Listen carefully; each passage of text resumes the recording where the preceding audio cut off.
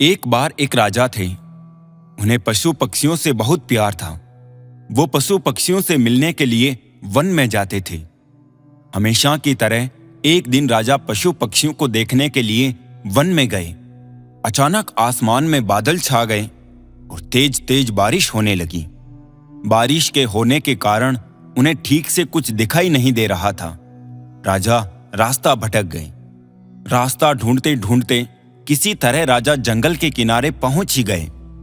भूख प्यास और थकान से बेचैन राजा एक बड़े से पेड़ के नीचे बैठ गए। तभी राजा को उधर से आते हुए 3 बालक दिखाई दिए। राजा ने उन्हें प्यार से अपने पास बुलाया। बच्चों, यहां आओ, मेरी बात सुनो। तीनों बालक हंसते खेलते राजा के पास आ गए। तब राजा बोले, मुझे बहुत भूख और प्यास लगी है, क्या मुझे भोजन और पानी मिल सकता है? बालक बोले, पास में ही हमारा घर है, हम अभी जाकर आपके लिए भोजन और पानी लेकर आते हैं, आप बस थोड़ा सा इंतजार कीजिए।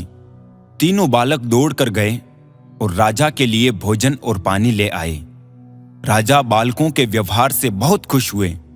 वे बोले, प्यारे बच्चों, तुमने मेरी भूख और प्यास मिटाई है। मैं तुम तीनों बालकों को इनाम के रूप में कुछ देना चाहता हूं। बताओ, तुम बालकों को क्या चाहिए? थोड़ी देर सोचने के बाद एक बालक बोला, महाराज, क्या आप मुझे एक बड़ा सा बंगला और गाड़ी दे सकते हैं? राजा बोले, हाँ हाँ, क्यों नहीं, अगर तुम्हें यही चाहिए तो जरूर मिलेगा। अब तो बालक फूले न समाए। दूसरा बालक भी उछलते हुए बोला, मैं बहुत गरीब हूं, मुझे धन चाहिए जिससे मैं भी अच्छा अच्छा खा सकूं, अच्छे अच्छे कपड़े पहन सकूं और खूब मस्ती करूं।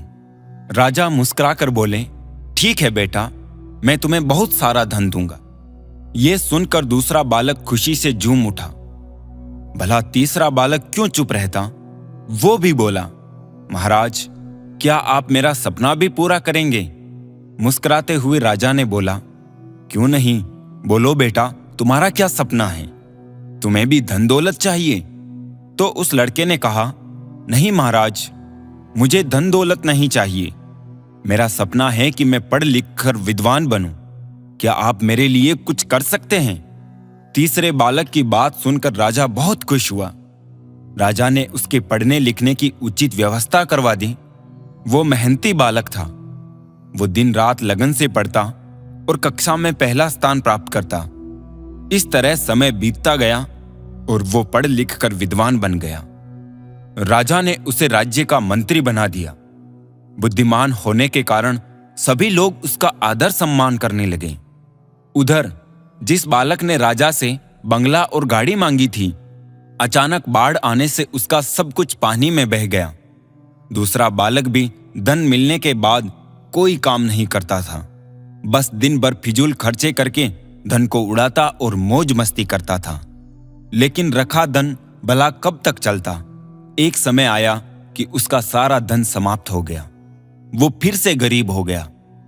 दोनों बालक उदास होकर अपने मित्र यानी मंत्री से मिलने राजा के दरबार में गए।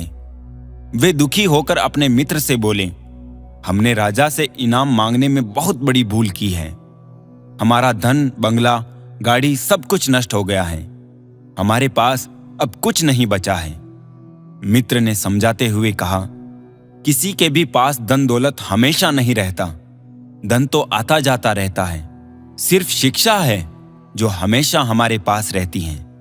धन से नहीं बल्कि शिक्षा से ही हम धनवान बनते हैं। दोनों बालकों को अपनी गलती पर बहुत पछतावा हुआ। उन्होंने तय किया कि हम भी मेहनत और लगन से पढ़ाई करेंगे और अपने जीवन को सुखी बनाएंगे।